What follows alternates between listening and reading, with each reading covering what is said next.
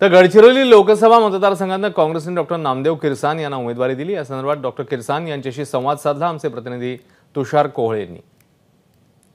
महाराष्ट्रातील आदिवासी बाहुल असलेल्या गडचिरोली लोकसभा मतदारसंघासाठी काँग्रेसने डॉक्टर नामदेव किरसान यांना उमेदवारी दिलेली आहे। डॉक्टर स्वतः आपल्या सोबत आहे। पक्षाने तुमची निवड केलेली आहे। कशा प्रकारे तुम्ही या संपूर्ण घटनेला बघता आणि किती विश्वास आहे, काय वाटतं की कोणते मुद्दे आता या संपूर्ण निवडणुकीमध्ये महत्त्वाचे राहणार आहे, प्रचाराचा केंद्रबिंदू असणार आहे?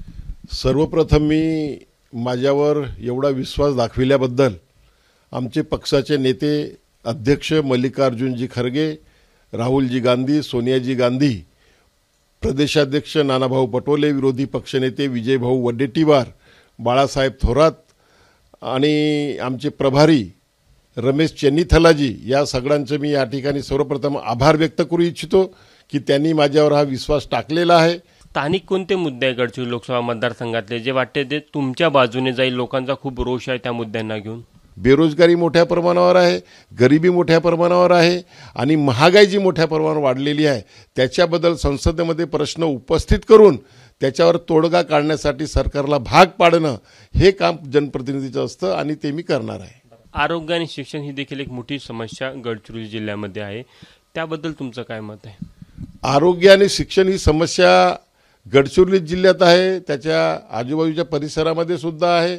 कारण की या सरकारने मागच्या 10 वर्षामध्ये त्या जिल्ह्यामध्ये यांची सत्ता असताना सुद्धा किंवा गडचिरोली लोकसभा क्षेत्रामध्ये त्यांची सत्ता असताना सुद्धा कुठल्याही प्रकारचे नवीन दवाखाने किंवा नवीन आरोग्य सेवा उपलब्ध करून फक्त बोर्ड लावले आणि आयुष्यमान भारतचा बोर्ड लावला, परंतु इन्फ्रास्ट्रक्चर जो काँग्रेसने तयार केला होता तोच आहे। शाळा कॉलेज जे होते तेच आहेत। कुठल्याही प्रकारचे नवीन संस्था, शैक्षणिक संस्था या लोकांनी स्थापन केली नाही आणि कुठल्याही प्रकारची नवीन आरोग्य सेवा किंवा त्या आरोग्य सेवेमध्ये जी वाढ करायला पाहिजे किंवा ज्या पद्धतीनं हे करायला पाहिजे, ज्या पद्धतीनं त्या ठिकाणी वैद्यकीय सेवा द्यायला पाहिजे, डॉक्टरची नियुक्ती करायला पाहिजे, ते ह्या सरकारकडून झालेलं नाही आहे आणि त्याच्याकडे आम्ही जास्त लक्ष देणार आहोत। कॅमेरामॅन व्यंकटेश नायडूसह तुषार कोहळे, एबीपी माझा, नागपूर। एबीपी माझा, उघडा डोळे बघा नीट।